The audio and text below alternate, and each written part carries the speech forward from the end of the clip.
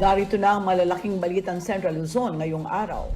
Pulis na walang awang bumaril sa mag-ina sa Tarlac, hinatulan ng guilty at 40 taong pagkakabilanggo. Health protocol ng isang BPO company inireklamo ng empleyadong nagpositibo sa COVID-19. 18 sa kada 100,000 katao sa Pampanga nahawaan ng COVID-19 sa loob ng isang araw ayon sa Octa Research. At 4 na karehiyon pasok sa top 50 ng Miss Universe Philippines 2021.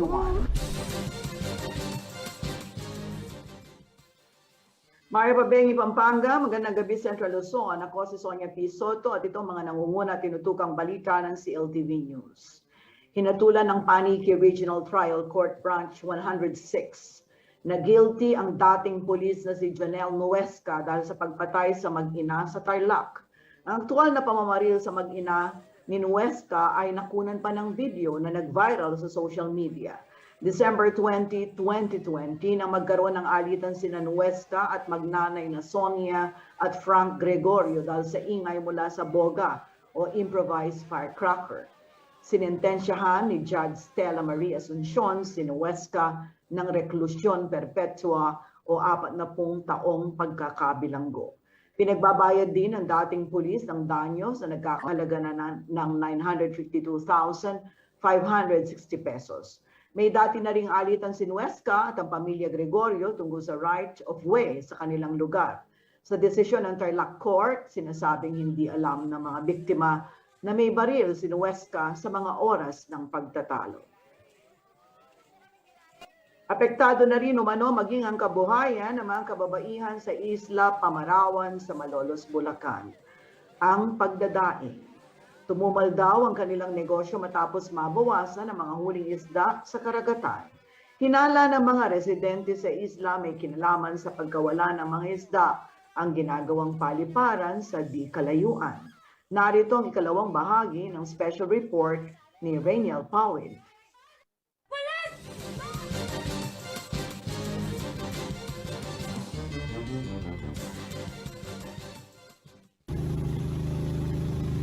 Kung ginto ang turing ng mga kalalakihang mangingisda sa tubig dagat na nakapalibot sa Isla Pamarawan, ganon din ang karamihan ng mga babaeng naninirahan dito.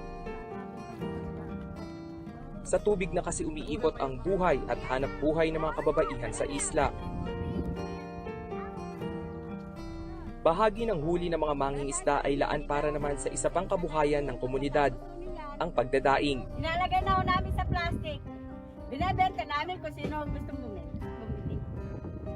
Dahil nga sa isinasagawang dredging o paghuhukay sa dagat para sa Bulacan Aerotropolis, nasisira na umano ang mga baklad o fish pen sa paligid ng Isla Pamarawan. Ito rin umano ang dahilan sa pagkaunti ng huli ng isda. Kung walang huli, wala ring maidadaing.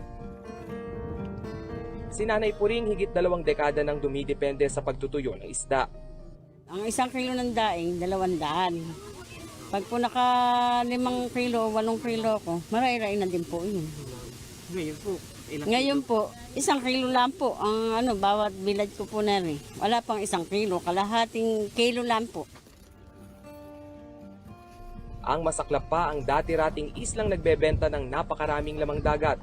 Dumarayo na ng ibang lugar upang makabili ng isda. Nagpapabili lang po kami pag po may bumiyahe sa Malabon. Bumibili po kami por banyera ng kapak, sinilyasi. Sari-sari po din ang inuwi noong po sa amin. Nagbibigay ng tuyo. saan po huli dito? Ito po?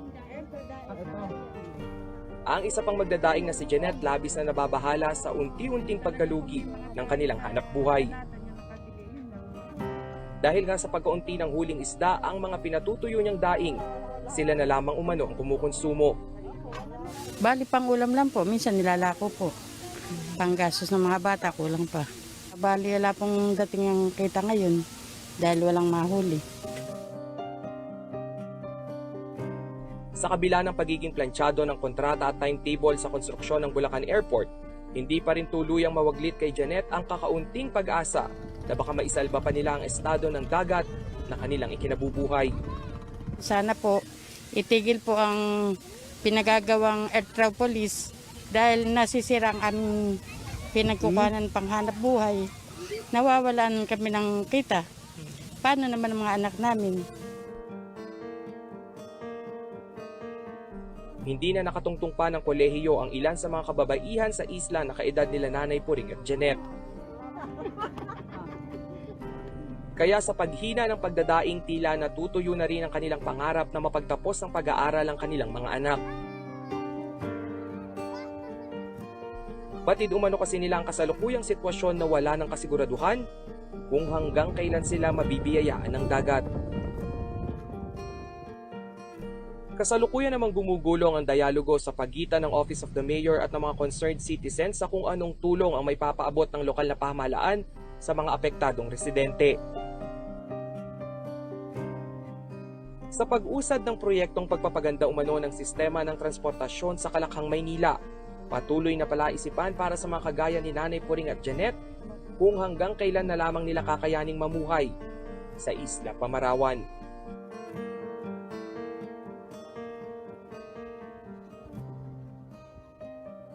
Rainiel Pawid, CLTV News.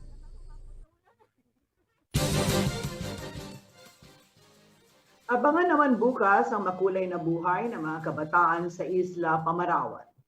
Sa pagbabalik ng CLTV News, 18 sa kada 100,000 katao sa Pampanga nahawaan ng COVID-19 sa loob ng isang araw, ayon sa Octa Research. At pasyenteng nahawaan ng COVID-19 Delta variant sa Concepcion gumaling na. 5 close contact nagpositibo rin sa virus. Manatiling nakatutok para sa iba pang mga nangungunang balita ngayong araw.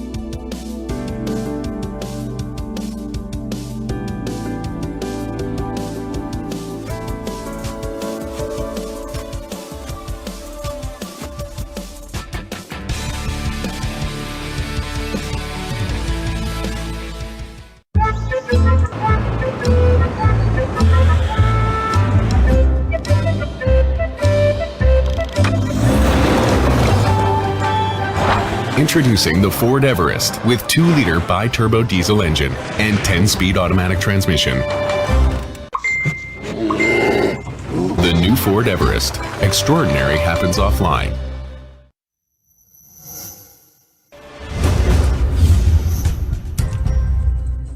Ano nga ba ang pagkakaiba ng Tagalog sa Pilipino?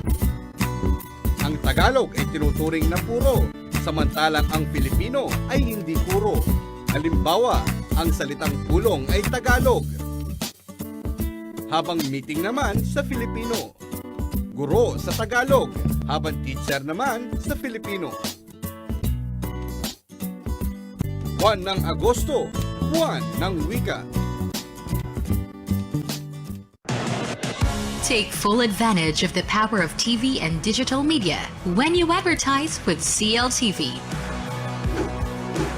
Through CLTV, you can now have your very own TV commercial for your business at a reasonable cost. And not only is your business authenticated by a reliable and trusted TV station,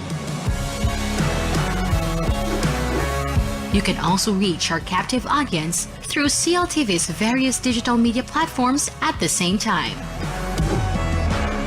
Contact us to avail of these exciting advertising opportunities.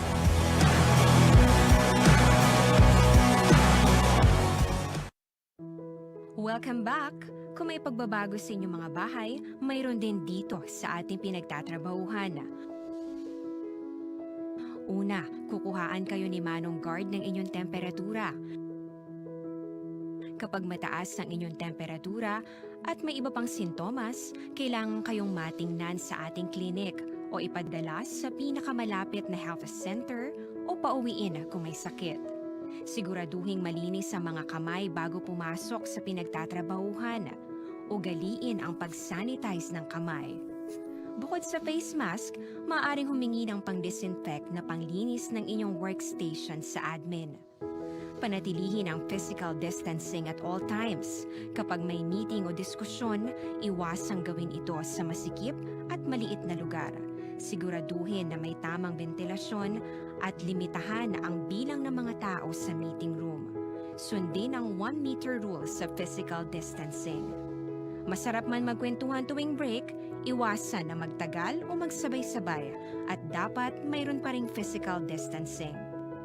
Kung hindi maganda ang pakiramdam o may sintomas ng sakit, manatili sa bahay at abisuhan ang pinagtatrabahuhan upang sila rin ay makagawa ng mga hakbang.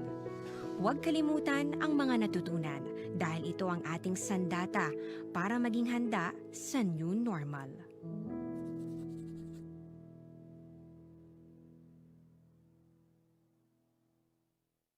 Kultura ang pong tradisyon. Manyaman, apamangan. Piaglo na lugal. Malaos ko Puketi, Labuad Kapampangan. Ayabi Jenan Lumbang Parungaw. Amanong Pakamalan, Amanong Gagambulan, mga Pampangan Tamu, Kayabe Jody Dizon Mercado, Kenny Muyan, Keng Ating Kaming Kay, Balang Webis, alas 7 ning Bengi.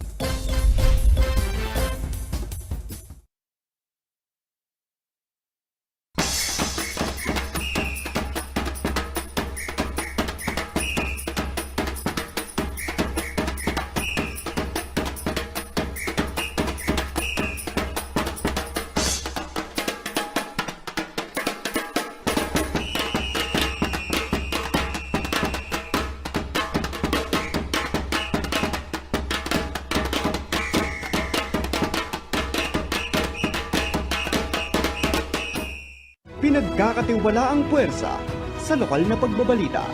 Kabalikat sa serbisyo publiko, kakampi ng mamamayan ng Central Luzon.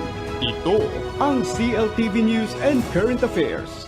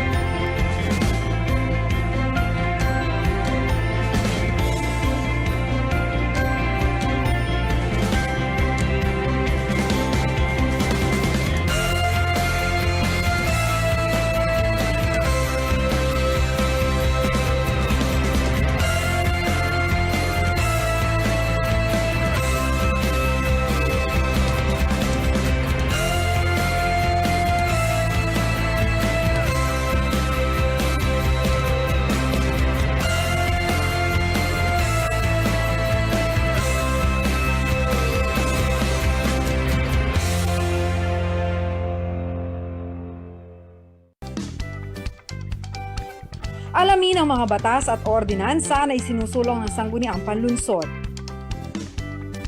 Tunghayan ang pagharap ng mga Fernandino sa hamon ng pandemya. Sama-sama nating damhin ang serbisyong hatid ng Sangguniang Panlunsod ng San Fernando, Pampanga sa pangunguna ni Vice Mayor Jimmy Lazatin sa programang Lugod Fernandino tuwing Lunes alas 7:30 ng gabi. Dito lamang sa CLTV.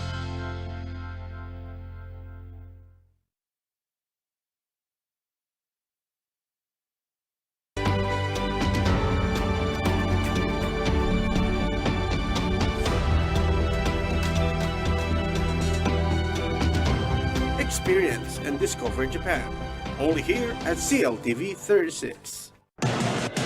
Take full advantage of the power of TV and digital media when you advertise with CLTV.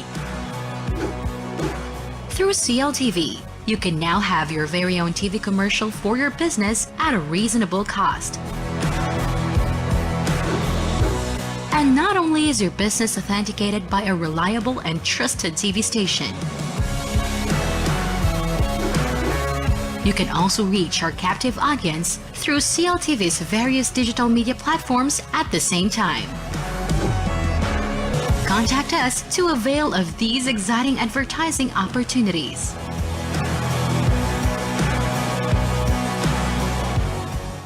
Tagalog, Filipino, Filipino. May pagkakaiba ba?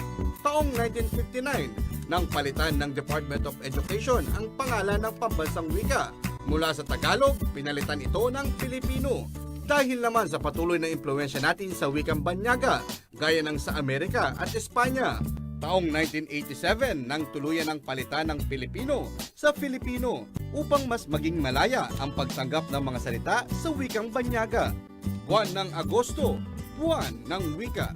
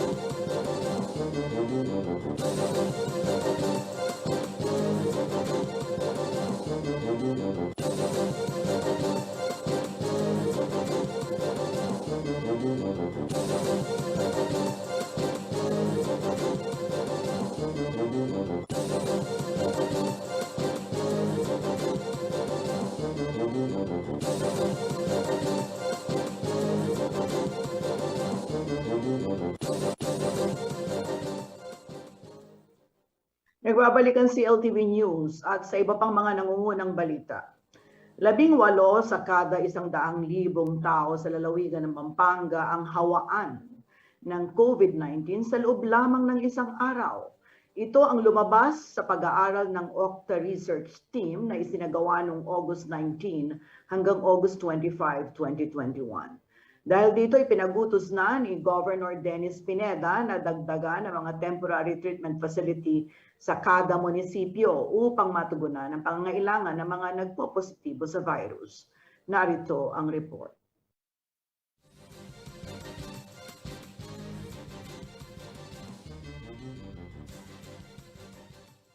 Isa ang probinsya ng Pampanga sa Central Luzon na bantay sarado ngayon ng Octa Research Team dahil na rin sa bilis ng attack rate o virus transmission ng COVID-19 sa nakalipas na 7 araw.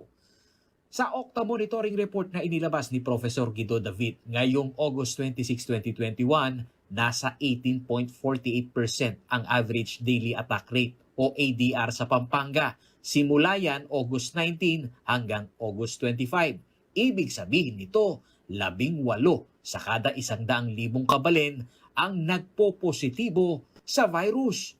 Ano yan? 18 per 100,000 of population. So makamaliit siya kasi pag kinukumpara natin sa 100,000 na population. Pero pag dumadami yan, ibig sabihin, pag lumabas ka at mas mataas yung attack rate mo, mas maraming tao doon sa nasa labas ang likely na may dala ng virus. Or kunyari, nagpunta ka sa pumasok sa isang mall, tapos 1,000 yung laman na tao. Pag mas mataas yung attack rate nun, mas marami doon sa 1,000 na tao na yun ang posible may dala ng virus. Puna ng Okta Research Team, nakaaalarma ang kontribusyon ng mga key cities sa probinsya sa average daily attack rate o ADR nito sa isang linggo na nagdaan. Pumalo ng 25.73% ang siyudad ng San Fernando at 25.10% naman sa Mabalacat City. Ang mga indicators umanong ito ay nasa critical level number 4 ng Department of Health. Pag lumagpas sa 25, nasa critical level ng attack rate. Sa ngayon, sa nakikita natin sa San Fernando, 25.73 ang attack rate niya. So nasa critical level na siya. Yung Mabalacat, 25.10. So nasa critical level na rin yung attack rate niya. So in terms of attack rate, ito yung isang pinagbabasihan ng ibang mga institutions. Actually, kahit yung Department of Health, ginagamit nila para sa level 1, level 2, level 3, 4. Kumbaga sa DOH level 4 na tong Mabalacat tsaka tong San Fernando.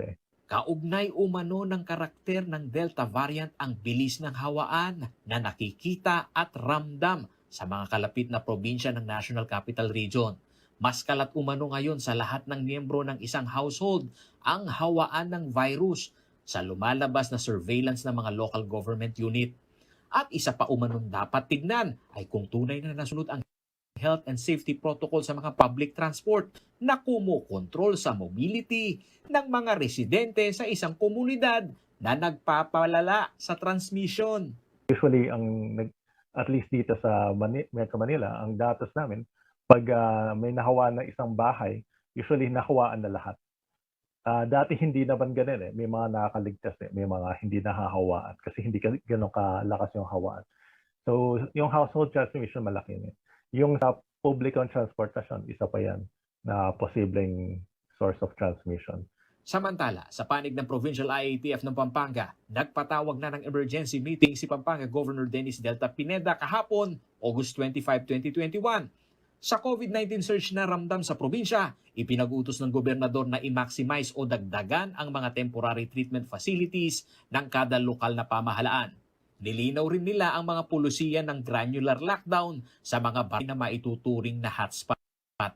Sa ibang bayan, syudad at lalawigan sa 7 probinsya ng Central Luzon, nasa critical level na rin ang mga sumusunod. Ang lalawigan ng Bataan na nasa 28.13% ADR, Balanga 37.28%, Mariveles 32.86%, ang Bukawe sa Bulacan 40.06%, Malolo City, 29.3%, Santa Maria, 34.61%, at Giginto sa Bulacan na may 38.26% na daily attack rate.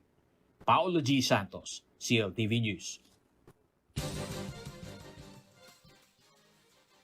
Nakarecover ng isang 27 anyos na lalaki mula sa bayan ng Concepcion, Tarlac na nahawaan ng COVID-19 Delta variant. Ito ang kauna-unahang Delta variant case sa lalawigan. 5 naman sa kanyang close contact ang nagpositibo din sa virus. Bunsod nito muling nanawagan ng Provincial IATF sa mga Tarlaceño na manatili muna sa loob ng bahay kung wala namang mahalagang gagawin sa labas. Si Rainiel Pawid ang may report.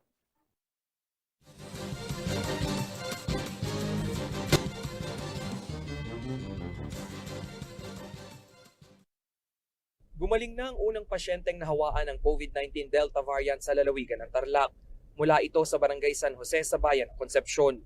Kinilala bilang Concepcion Delta Patient 1 ng 27 anyos na lalaki. Ayon sa report ng local IATF na expose raw ang pasyente sa isa pang COVID-positive patient sa Maynila noong July 21.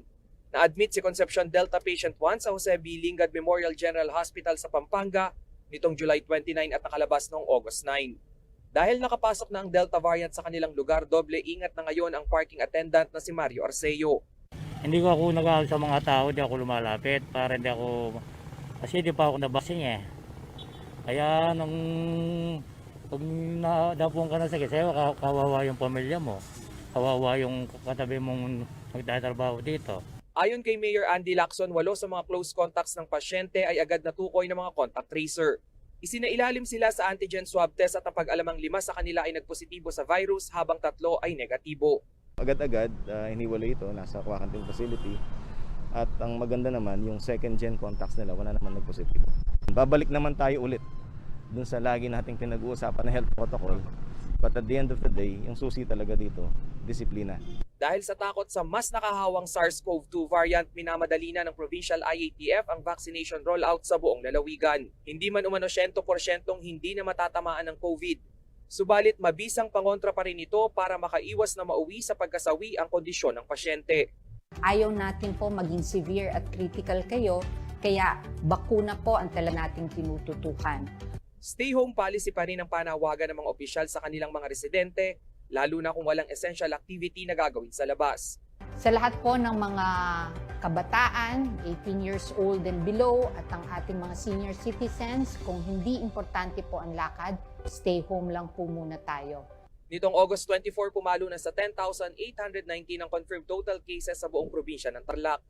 13.71% o 1,487 sa bilang ay aktibong kaso. 434 naman ang namatay at 8,901 ang gumaling na. Hanggang sa katapusan ng buwan ay iira lang MGCQ sa Tarlac Province. Sa kabilang banda, batay sa datos ng Department of Health Central Luzon, 34 na ang naitatalang Delta variant cases sa Bataan, 7 sa Bulacan, 2 sa Pampanga at Olongapo City, habang 1 ang kaso sa Tarlac. Rainiel Pawid, CLTV News. Sa pagbabalik ng CLTV News, health protocol ng isang BPO company inireklamo ng empleyadong nagpositibo sa COVID-19. 4 na kariyon pasok sa top 15 ng Miss Universe Philippines 2021. Manatiling nakatutok at magbabalik ang CLTV News.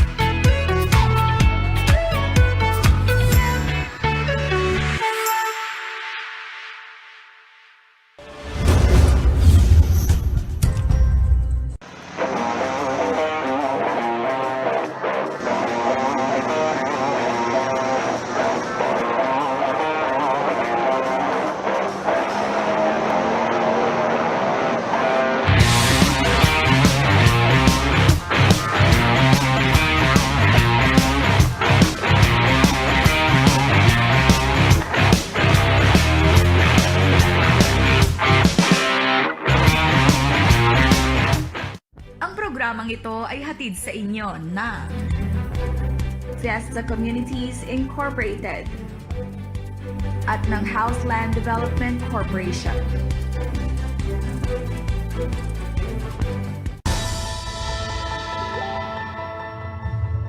Karapatan at responsibilidad po natin ang bumoto. Ito po ay parte ng ating democratic process. At sa pamamagitan ng pagboto, tayo po ay nagkakaroon ng pagkakataon upang pumili ng mga leader na kakatawan sa atin, susuporta sa mga mamamayan at tutugon sa pangangailangan ng mga Pilipino. Kapag hindi tayo bumoto, hindi maririnig ang boses natin. Kung hindi natin gagawin ang responsibilidad natin sa darating na halalan, parang nilalagay na rin natin sa alanganin ang kinabukasan natin. Tayo po ang magdidikta kung saan tayo pupunta. Nasa ating pong mga kamay kung ano ang magiging kapalaran nating mga Pilipino. Kaya mahalaga po ang pagboto. Sana seryosohin po natin ito at isipin natin hindi lamang ang ating sarili, kundi maging ang kapakanan ng ating mga mamamayan.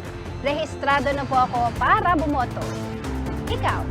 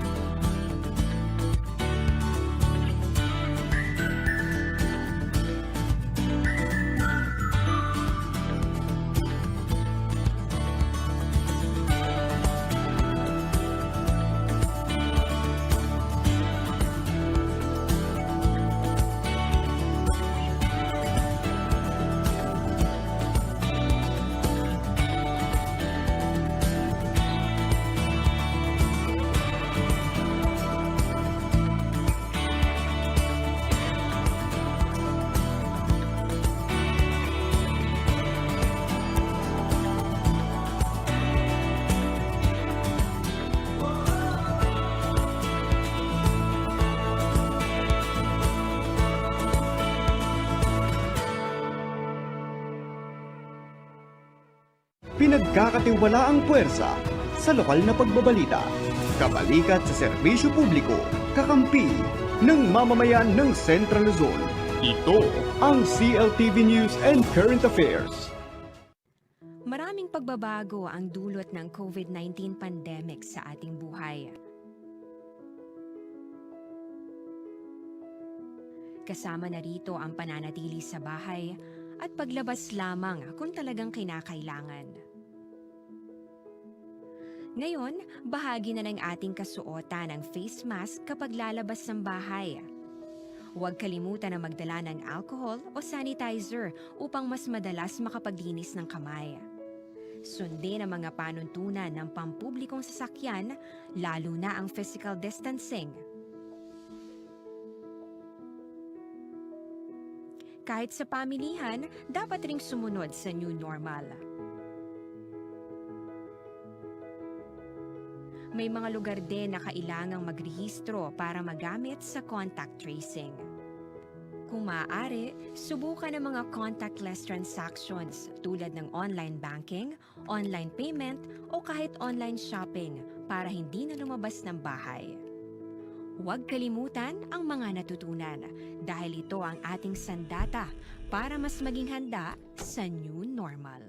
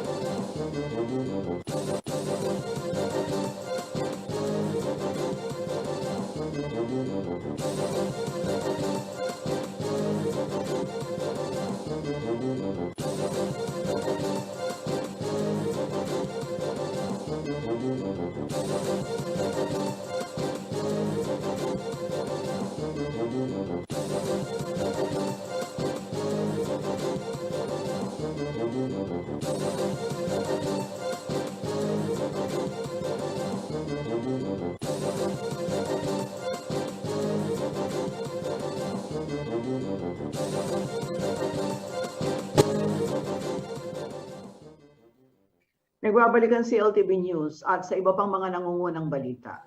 Isang call center agent na nagpositibo sa COVID-19 ang nagreklamo sa kawalan umano ng maayos na health protocol ng kanyang kumpanyang pinapasukan sa lungsod ng Angeles. Ayon sa kanya, tila business as usual lamang daw ang Business Process Outsourcing o BPO company sa kabila ng kanyang pag-aabiso na nagpositibo siya sa COVID. Itinanggi naman ng management ng kumpanya na naabisuhan sila kaugnay ng sitwasyon ng empleyado. Agad namang ipinag-utos ng City Government ng Angeles ang isang investigasyon. Narito ang exclusive report ni Paulo G. Santos.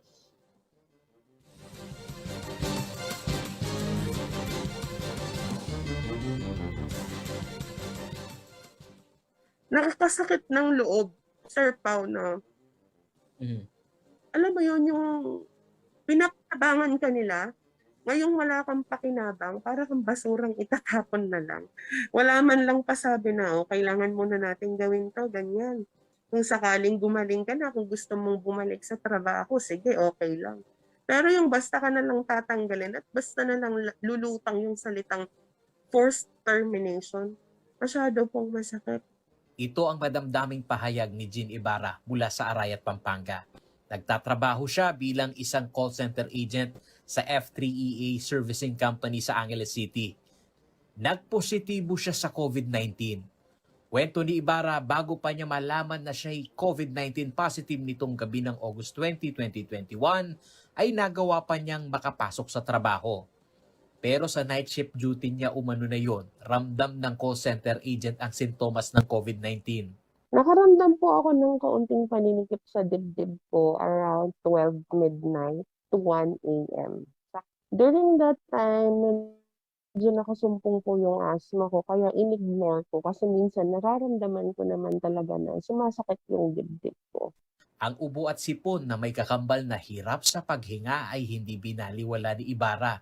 Kaya nagpaalam naman anya siya na sasailalim sa ilang serye ng testing mula sa rapid antigen test at RT-PCR test. Intindido umano si Ibarra sa protocol na habang nag-aabang ng resulta ay kailangang mag-isolate. Pero sa pananaw ng kanya umanong mga superior, pagdadahilan lamang ito. At ang masakit, pati ang access sa kanyang daily time record. Na-i-block si Ibarra sa katuwiran na siya'y sumailalim na umano sa forced termination. Tinatry ko sanang buksan sa cellphone ko yung application para po sana i-message yung mga kasama ko. Ang bigla kong nakitang lumabas, access block, ibig sabihin, blinak na nila yung access ko. Wala na akong access. So kahapon pong tinawagan ako nung acting supervisor, ang pangalan niya Katrina Malyari. Ang sabi niya sa akin, management daw yung may access, natanggalan ako ng access. Sabi ko, bakit? Biglang lumabas yung term na forced termination. Kwento ni Ibarra, August 23, nang lumabas ang kinatatakutan niyang resulta na siya'y positibo sa COVID-19. Agad din niya itong ipinaalam sa kanyang mga katrabaho na maituturing na close contact.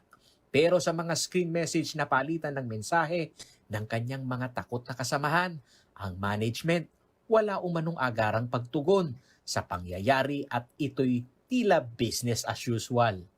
Hindi daw po kailangang mag-quarantine kasi hindi naman daw po kasama sa hindi naman daw po sila kasama sa eco-contact trace ng DOH.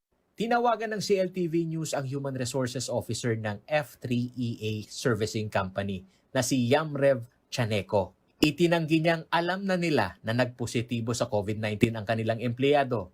Alam niyo po ba na positive siya o hindi? Yun po ang tanong. Hindi po. Ako, as an HR, wala pong binibigay sa akin na ganyang balita. Naka-work from home daw umano kasi si Chaneco, kaya hindi siya updated sa pangyayari at depensa pa niya. Ang alam umano nito ay negative pa ang resulta sa rapid antigen test ni Ibarra. Pero po alam ko po na negative siya sa antigen. Yun po ang na-release sa akin dahil ilang araw na rin po kasi akong work from home. Itinanggi rin ng HR officer ang sinasabing forced termination kay Ibarra. Una umanong gagawin ng kumpanya ay ang contact tracing sa mga close contact ni Ibarra. Pag po magkakandak po tayo ng contact tracing sa production, kung pwedeng iswab silang lahat, isuswab po. Nakipag-ugnayan na ang CLTV News sa lokal na pamahalan ng Angeles City at sa impormasyong ipinarating ni IC Calaguas, Chief Tactician ni Mayor Pogi Lasatin, inatasan na umano niya ang Business Permit Licensing Department at Angeles City Disaster Management Team para magsagawa ng inspeksyon. Bagamat itinanggi rin ng HR na alam nilang positive sa COVID-19 si Ibarra, tiniyak naman ng city government na pansamantalang ipapasara muna ang naturang establishmento. Paulo G. Santos, CLTV News. Narito naman ang isang mabilis na silip sa mga balita mula sa iba't ibang bahagi ng rehiyon, hatid ni JM De Jesus sa CL News Express.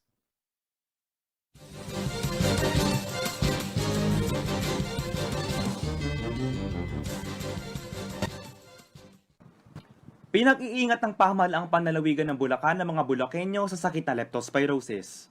Ayon kay Governor Daniel Fernando, hanggat maaari ay huwag maligo o lumusong sa baha ang publiko upang maging ligtas lalo na ngayong tag-ulan. Umabot na sa 11 ang kaso ng leptospirosis sa Bulacan ngayong taon at 41 na kaso naman noong nakaraang taon. Patuloy pa din ang edukasyon ng Provincial Health Office sa naturang sakit. Mahigit 59,000 na prophylactic treatment o doxycycline na naipamigay sa mga Bulakenyo na nakatira sa mga bahaing lugar. Samantala, sa ika-30 ng Setyembre na ang huling araw ng pagpaparehistro para makaboto sa darating na 2022 elections. Kaya naman patuloy ang paghikayat ng COMELEC sa mga residente ng Central Luzon na magparehistro. Mahigit 1 buwan na lamang umano ang natitira kaya wala ng oras ang dapat sayangin. At magtungo na sa Office of Election Officer para makapagparehistro. Iniiwasan umano ang siksikan dahil rin sa sitwasyon ngayong pandemya. Maaari din bumisita sa www.comelec.gov.ph upang makapagparehistro online. Samantala, magsisimula na ang filing ng candidacy sa October 1 hanggang October 8. Ang election period at gun ban naman ay magsisimula na sa January 9 hanggang June 8. Sa iba pang balita, hinihimok ng Commission on Population and Development o POPCOM na magkaroon ng family planning ang bawat pamilya sa Central Luzon. Bunsod daw ito ng pagdami ng lockdown babies nang dahil na rin sa mga quarantine restrictions ngayong panahon ng pandemya. Ayon sa pag-aaral na isinasagawa ng University of the Philippines, nasa 1.8 milyon na sanggol ang inaasahan na ipapanganak ngayong taon sa bansa at dagdag pa dito ang mga unwanted pregnancies na nasa 751,000. Sinigurado naman ng POPCOM na libre ang natural, modern at artificial family planning method sa mga rural health units. Ayon kay POPCOM Regional Director Lourdes Nacionales, kung hindi daw matuturuan ng tamang family planning ang mga mag-asawa habang maaga ay maaaring magkaroon ng paglobo ng populasyon at ang mga unwanted pregnancies dito sa ating bansa. Hindi naman umano opsyon ang abortion dahil hindi ito isang uri ng family planning. JM De Jesus, CLTV News. Sa pagbabalik ng CLTV News, silipin naman natin ang lagay ng panahon bukas mula sa Pag-asa Clark. Manatiling nakatutok at magbabalik ang CLTV News.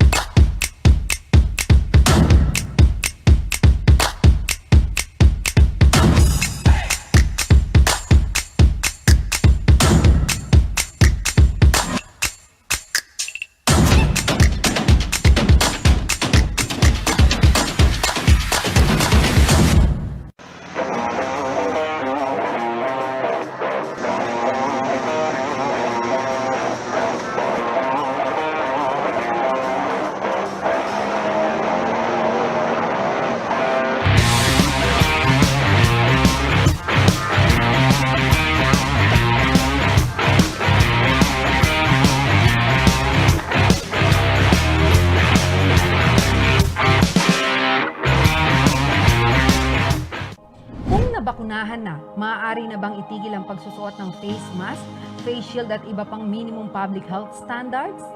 Kahit na maaaring maprotektahan ka ng bakuna mula sa symptomatic at moderate severe COVID-19, maaari ka pa ring mahawa at makahawa. Ipagpatuloy ang minimum public health standards para sa karagdagang proteksyon sa sarili at mga mahal sa buhay. Ugaliin pa ring magsuot ng face mask at face shield. Madalas na maghugas o mag-sanitize ng kamay. Iwasan ang matataong lugar at laging dumistansya ng 1 metrong layo sa isa't isa. Siguruhing may magandang daloy ng hangin sa bahay o lugar ng trabaho. Patuloy na sundin ang minimum public health standards kahit na bakuna na. Ang paalalang ito ay hatid sa inyo ng CLTV.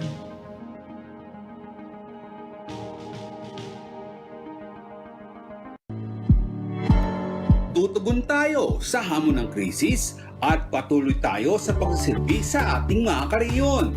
Kaya patuloy ang pagsasahimbabawid ng CLTV 36 upang ipaabot sa publiko ang mga napapanahong balita at usaping dapat nilang malaman sa gitna ng pandemya. Apektado maging ang sektor ng edukasyon. Dahil sa banta ng virus, hindi muna pinahihintulutan ang face-to-face classes. Ngunit hindi nyo kailangang mag-alala dahil may magandang balita ang CLTV 36 para sa mga magulang at estudyante. Ang inyong himpilan, pansamantalang magiging silid-aralan. Ang airtime na inilaan namin para sa aming iba't ibang programa, inihahandog namin para sa ating mga mag-aaral upang magpatuloy ang kanilang edukasyon. At ito ay naging posible dahil sa suporta ng Provincial Government ng Pampanga, DepEd Division of Schools of Pampanga, Division of Schools of the City of San Fernando, Pampanga, City Government of San Fernando, Pampanga. Makakaasa kayo na sa gitna ng pandemyang kinaharap natin, kasama nyo ang CLTV 36. Basta sama-sama, kakayanin nating lahat.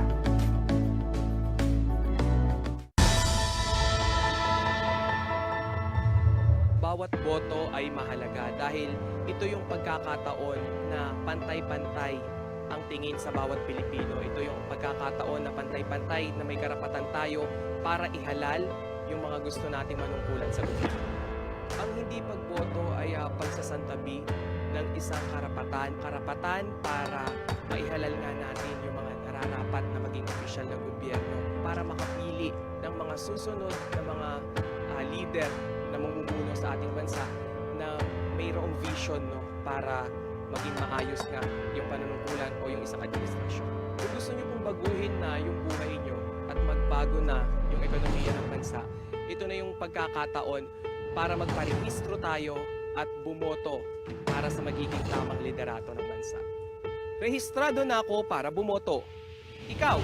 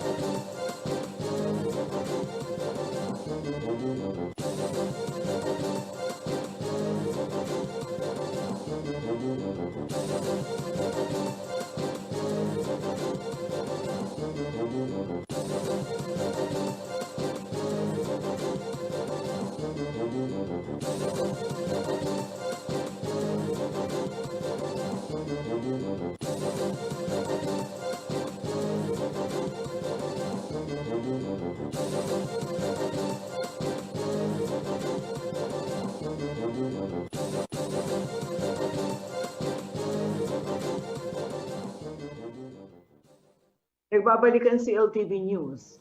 4 na kandidata mula sa gitnang Luzon ang pasok sa top 15 ng Miss Universe Philippines 2021. Ang kandidata mula Nueva Ecija na si Maika Cabling Martinez, game na sumabak Sa question and answer ng mag-guest sa ating programang Top Pick. Kilalanin natin siya at iba pang pambato ng rehiyon sa report ni Jennifer Salenga.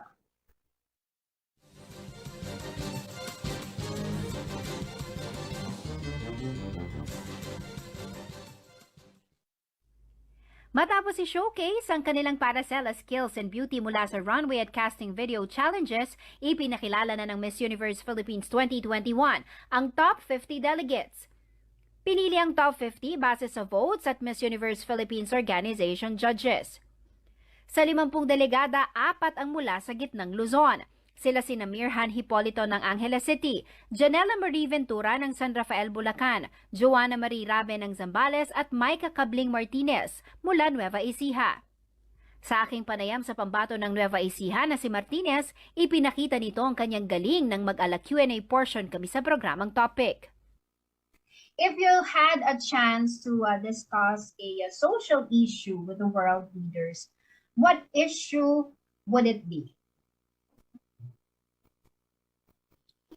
My advocacy ever since I was in college is mental health awareness and education, because I believe that mental health is as important as our physical health. And what's really crucial is that it's not really visible in the naked eye. So we need to give more awareness on it, more concern, and we need to talk about it so it would be normalized. Bukod sa pagiging physically ready, isa raw ang question and answer portion sa kanyang pinakapinaghahandaan sa kompetisyon. Dahil ika nga ng mga pageant fanatics, the Q&A is what makes or breaks the whole experience. Of course, I'm still training for my walk, my passerella. I've been reading and reading for the Q&As. People are surprised because I love to study. But I always tell them that I really need to learn every day, because of course there are a lot of things happening not only in my city, not only in our province, but also in the entire Philippines and in the entire world. So you really need to be knowledgeable of those current events, cultural, some issues. So that's one thing that I don't want to stop. So I really want to learn every day, to read every day, ma'am. Samantala dahil sa patuloy na pagtaas ng kaso ng COVID-19, ang dapat sanang face-to-face interview ng top 50 delegates ay ipinagpaliban at ginawa na lang virtual. Extra challenge nga raw ang sumali sa Miss Universe Philippines ngayong new normal. Gayunpaman, looking forward daw si Martinez na makita at makilala ang iba pang kandidata ng Miss Universe Philippines. The organizations chose to prioritize the safety of everyone. So, naging virtual ulit na yung interview. May konting pag-miss, ma'am, doon sa usual pageant life na you're there practicing with your sisters, you're getting to know them. But hopefully, ma'am, God willing, that we could also meet our twin sisters. One step closer na para sa Final 30 ng pinaka-prestihiyosong beauty pageant, si Martinez. Ang 3 delegada na may highest fan votes mula August 22 hanggang August 31, may sure spot na para sa top 30. Please continue to support me as I journey to top 30, to all the Nueva Ecijanos, to all our Central Luzon kababayans. If you believe in me, please continue to support me so that you could witness me in the Miss Universe Philippines stage. Para makaboto, kailangang i-download ang MUPH app at i-click ang photo ng kandidata. Ang mapipiling top 30 delegates ang maglalaban para sa corona. Sa September 25, itinakda ang Coronation Night. Ang mananalo ang magiging representative ng Pilipinas at sasabak sa 70th Miss Universe sa Disyembre sa Israel. Jennifer Salenga, CLTV News. Sa puntong ito, alamin naman natin ang magiging lagay ng panahon bukas mula kay Ginoong Manny Esguera, ang Chief Weather Forecaster ng Pag-asa Clark.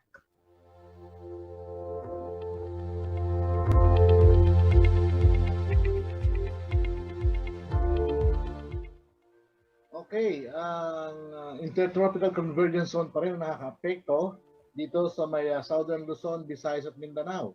Kaya naman po ang Metro Manila, ang Calabarzon, ang Mimaropa at Bicol Region, kasama na rin po ang Visayas at Mindanao, ay nakakaranas po ngayon ng maulap na papawiri na meron pong inaasahang mga kalat-kalat ng mga pagulan, pagkibdad at pagsulog, dulot nga po ng ITZZ. Samantala po natitirang bahagi ng Luzon, kasama na po ang Pampanga, particularly, ay magbahagi hanggang sa kuminsan ay nagiging maulap. Meron po inaasahang mga isolated cases ng mga rain showers at thunderstorm. ito po ay dulot lamang ng localized thunderstorm. So yung mga pag-ulan po nagaganap ngayon ay dulot lamang po ng localized thunderstorm. Pinag-iingat po natin mga kababayan. Medyo maalinsangan po kung minsan ay biglang bubuhos ang ulan. So magdala po ng gamit panangga sa araw, panangga na rin po sa ulan. Yes po.